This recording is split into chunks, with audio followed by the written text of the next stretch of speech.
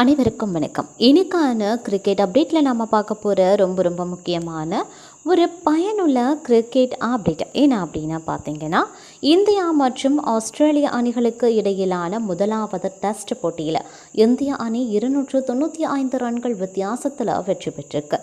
இந்திய அணியுடன் தோல்வியடைந்த எங்களுடைய வீரர்களுக்கு இடையில் விரிசலா இதுதான் நடக்குது அப்படின்ற மாதிரியான ஆஸ்திரேலிய கேப்டன் கமின்ஸ் தற்போது ஒரு விளக்கத்தை கொடுத்துருக்காரு அப்படின்னு சொல்லலாம்.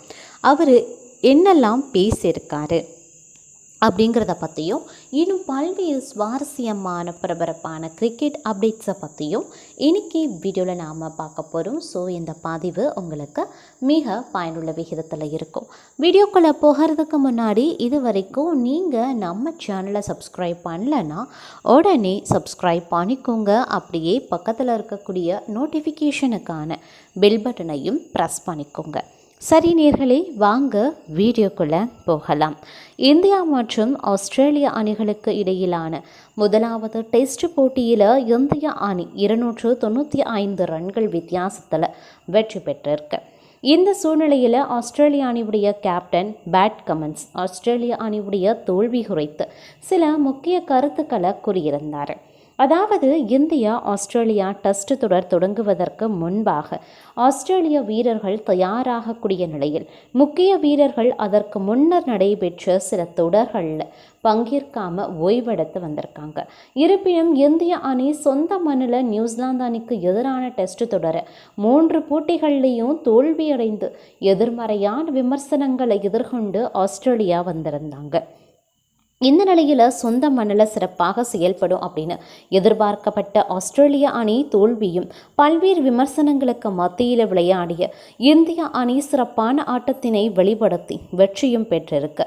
இந்த சூழ்நிலையில் விளையாட்டில் வெற்றி தோல்வி ஏற்படுவது சாதாரணம் அப்படின்னும் அடுத்த போட்டியில் கவனம் செலுத்துவது இப்போது முக்கியம் அப்படின்னு சில முக்கிய கருத்துக்களை ஆஸ்திரேலிய அணியுடைய கேப்டன் கமின்ஸ் சொல்லியிருக்காரு. இது குறித்து அவர் பேசும்போது என்ன சொல்லியிருந்தார் அப்படின்னா, இல்லவே இல்லை, பல முறை பேட்ஸ்மேன்கள் பந்து வீச்சாளர்களான எங்களை இறுக்கமான சூழ்நிலைகளில் இருந்து வெளியேற்றி இருக்காங்க. நாங்களும் அதையே செய்திருக்கோம். அதனால் இது இறுக்கமான நேரமாகவே இருக்கிறது. ஒருவேளை நாங்கள் விளையாடிய அணிகளில் இது இறுக்கமான ஒன்றாகவும் இருந்திருக்கலாம். நாங்கள் ஒன்றாக இணைந்து கிரிக்கெட் விளையாடுவதை ரசிகர்கள் ரசித்து வந்துட்டுருக்காங்க. கடந்த சில ஆண்டுகளாக குழுவில் பலவற்றை அனுபவித்து வந்துட்ருக்கோம். இதனால் எங்களுக்குள்ள எந்த பிரச்சனையும் இல்லை. நாங்கள் நன்றாக பழகி வந்துட்ருக்கோம். தற்போது கோடை காலம் சிறப்பாக தொடங்கப்படலை. ஒரு பெரிய தோல்விக்கு பிறகு அறையில் உட்கார்வது வலிக்குது தான். இருந்தாலும் இது போன்ற சூழ்நிலைகளை முன்னரே அனுபவித்தும் இருக்கும். ஆனால் இது ஒரு தொழில்முறை விளையாட்டின் இயல்பு. அதனால் இப்போது அடுத்த போட்டிக்கு கவனத்தை செலுத்துவதே மிகவும் முக்கியமான ஒன்றாகும் அப்படின்னு கமின்ஸ் சொல்லியிருக்காரு. இந்த 2 அணிகளுக்கு இடையேயான 2வது போட்டி வருகிற டிசம்பர் 6ஆம் தேதி அடிலைட் மைதானத்தில் பகல் இரவு போட்டியாக நடைபெற இருக்கு. இது ஆஸ்திரேலியா அணிக்கு சற்று சாதகமாகவே இருக்கக்கூடிய நிலையில் இந்த போட்டியில் வெற்றி பெற்று தொடர சமன் செய்யுமா என்று பொறுத்திருந்து தான் நாமளும் பார்க்கணும். அதே மாதிரி 2வது, அதாவது இந்தியா மற்றும் ஆஸ்திரேலியா அணிக்கு இடையிலான 5 போட்டிகள் கொண்ட டெஸ்ட் கிரிக்கெட் தொடரானது தற்போது ஆஸ்திரேலியாவில் நடந்து வந்துட்டுருக்கக்கூடிய நிலையில் பார்த்தோம் அப்படின்னா, இவ்விரு அணிகளுக்கும் இடையில் பெர்த் நகரில் நடைபெற்று முடிந்த முதலாவது டெஸ்ட் போட்டியில் 295 ரன்கள் வித்தியாசத்தில் ஆஸ்திரேலிய அணியை வீழ்த்திய இந்திய அணி இந்த தொடரில் 1-0 அப்படின்ற கணக்கில் முன்னிலை வகிக்கிறாங்க. அதனை தொடர்ந்து இந்த 2 அணிகளுக்கும் இடையிலான 2வது டெஸ்ட் போட்டியானது வரக்கூடிய டிசம்பர் 6ஆம் தேதி அடிலைட் மைதானத்தில் பகல் இரவு ஆட்டமாக நடைபெறப் போகிறது. இந்த போட்டிக்கு முன்னதாக இந்திய அணியுடைய வீரர்கள் கான்பெர்ரா மைதானத்தில் 2 நாட்கள் கொண்ட பயிற்சி போட்டியில் விளையாட போகிறாங்க. இந்த நிலையில் இந்த 2வது போட்டியிலையும் இந்திய அணியுடைய நட்சத்திர வீரர் ஒருவர் விலக இருப்பதாகவும் தற்போது ஒரு தகவல் வெளியாகியிருக்கு. அந்த வகையில் ஏற்கனவே ஆஸ்திரேலியா சென்றிருந்த இந்திய அணியில் இடம்பெற்றிருந்த இளம் வீரரான சுபன் கில் பயிற்சியின் போது ஏற்பட்ட காயம் காரணமாக முதல் டெஸ்ட் போட்டியில் விளையாடாமல் இருந்தார்.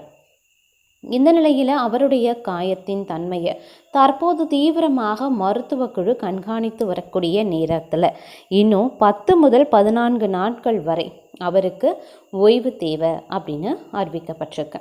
இதன் காரணமாக நிச்சயம் 2வது டெஸ்ட் போட்டியில் சுபன் கில் விளையாட வாய்ப்பில்லை அப்படின்னு உறுதியாகியிருக்கு.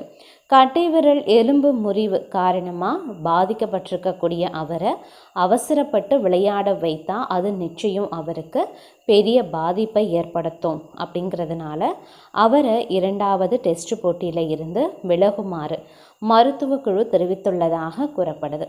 அதே போன்று ஒருவேளை காயம் இன்னும் பெரிதாகக்கூடிய பட்சத்தில் 3வது டெஸ்ட் போட்டியையும் அவர் தவறவிட வாய்ப்புள்ளதாகவும் கூறப்படுவதும் குறிப்பிடத்தக்கது.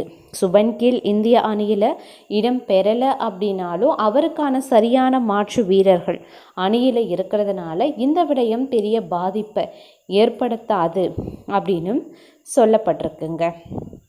மேலும் பார்த்திங்க அப்படின்னா ஐசிசி ரேங்கிங் ஜெய்ஸ்வாலுக்கு நம்பர் 1 அப்படின்ற மாதிரி ஜோ ரூட்டுக்கு சவால் விடுத்திருக்கிறாரு.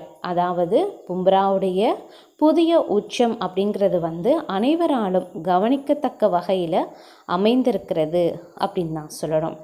இந்தியா ஆஸ்திரேலியா முதல் டெஸ்ட் போட்டி முடிவுக்கு பிறகு ஐசிசி டெஸ்ட் பேட்ஸ்மேன் மற்றும் பந்து வீச்சாளர்களுக்கான தரவரிசை பட்டியலை வெளியிட்டிருக்காங்க. ஐசிசி வெளியிட்டிருக்கக்கூடிய இந்த தரவரிசை பட்டியலில் இந்திய பேட்ஸ்மேன்கள் ஜெய்ஸ்வால் மற்றும் விராட் கோலி இருவருமே ஏற்றம் கண்டிருக்காங்க. அதே சமயத்தில் முதல் டெஸ்ட் வெற்றியில் ஆட்டநாயகன் விருது பெற்ற பும்ரா புதிய உச்சத்தை எட்டியிருக்காரு அப்படின்னு சொல்லலாம். ஆஸ்திரேலிய அணிக்கு எதிரான முதல் டெஸ்ட்டில் சதம் அடித்து 161 ரன்கள் குவித்த ஜெய்ஸ்வால் 825 புள்ளிகள் எடுத்து 2 இடங்கள் முன்னேறி 2வது இடத்தை பிடித்து அசத்தியும் இருக்கார். முதல் இடத்துல ஜோ ரூட் 903 புள்ளிகளுடன் இருக்கார். இங்கிலாந்து நியூசிலாந்துக்கு எதிராக 3 டெஸ்ட் போட்டிகள் கொண்ட தொடரில் விளையாட இந்திய அணிக்கு ஆஸ்திரேலியாவுக்கு எதிராக 4 டெஸ்ட் போட்டிகள் இருக்க தற்போது ஜோ ரூட் மற்றும் ஜெய்ஸ்வாலுக்கு இடையே முதல் இடத்திற்கான போட்டி உருவாகியிருக்கு. மேலும் ஆஸ்திரேலிய அணிக்கு எதிரான முதல் டெஸ்ட் போட்டியில் சதம் அடித்த இந்திய நட்சத்திர பேட்ஸ்மேன் விராட் கோலி 9 இடங்கள் முன்னேறி 689 புள்ளிகளுடன் 13வது இடத்தை பிடித்திருக்கார். இந்த டெஸ்ட்டில் முதல் இன்னிங்ஸில் முக்கியமான 37 ரன்கள் எடுத்த ரிஷப் பந்த் 736 புள்ளிகளுடன் 6வது இடத்துல தொடர்ந்து இருந்து வந்துட்டுருக்காரு. ஆஸ்திரேலிய அணிக்கு எதிரான முதல் டெஸ்ட் போட்டியின் முதல் இன்னிங்ஸில் 5 விக்கெட் மற்றும் 2வது இன்னிங்ஸில் 3 விக்கெட் கைப்பற்றி இந்திய வெற்றிக்கு மிக முக்கிய காரணமாக இருந்த ஆட்ட நாயகன் விருது வென்ற பும்ரா 883 புள்ளிகள் எடுத்து முதல் இடத்திலையும் தொடர்கிறார். இந்த பட்டியலில் 2வது இடத்துல ரபடே 872 புள்ளிகளுடன் இருக்கார். மேலும் முதல் 10 இடத்துல ரவிச்சந்திரன் அஸ்வின் 807 புள்ளிகளுடன் 4வது இடத்திலையும், ரவீந்திர ஜடேஜா 794 புள்ளிகளுடன் 7வது இடத்திலையும் இருக்காங்க. ஐசிசி டெஸ்ட் பேட்ஸ்மேன் ரேங்கிங்கை பொறுத்த வரைக்கும் பார்த்தோன்னா ஜோ ரூட் முதலிடத்தில் 903, யஷ்வி ஜெய்ஸ்வால் 802 825 2வது இடம், கேன் வில்லியம்ஸ் 804 3வது இடம், ஹரி புரூக் 778 4வது இடம், டேரியல் மிட்சல் 743 5வது இடம், ரிஷப் பந்த் 736 6வது இடம், ஸ்டீவன் ஸ்மித் 726 7வது இடம், சவுத் சஹில் 724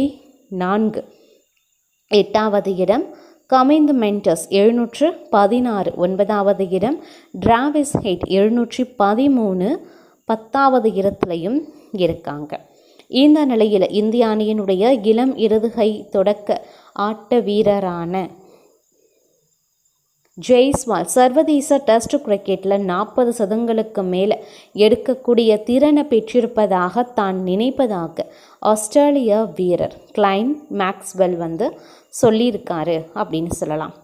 ஹைலைட்ஸ் பேக்கேஜ் பார்க்கும்போது அவர் நிறைய ஷாட்ஸ் விளையாடி இருக்காரு அப்படின்னும், இதற்கு நடுவில் பார்க்கும்போது அவர் பந்தை விட்ட விதம், பேக் புற்றில் அவர் விளையாடிய பந்துகள், அவருடைய உறுதியான புட்வொர்க் அப்படின்னு சிறப்பாகவே இருந்திருக்கு. அதிகப்படியான அவருடைய பலவீனத்தை பார்க்க முடியல. மேலும் அவர் ஷார்ட் பந்துகளை சிறப்பாகவே விளையாடினார். அவருடைய டிரைவும் அருமையாக இருந்தது. மேலும் ஸ்பின்லையும் அசாத்தியமாக செயல்பட்டார் அப்படின்னும், அவர் ரொம்பவும் அபாரமானவர் அப்படின்னும் அவர் தெரிவித்திருக்காரு.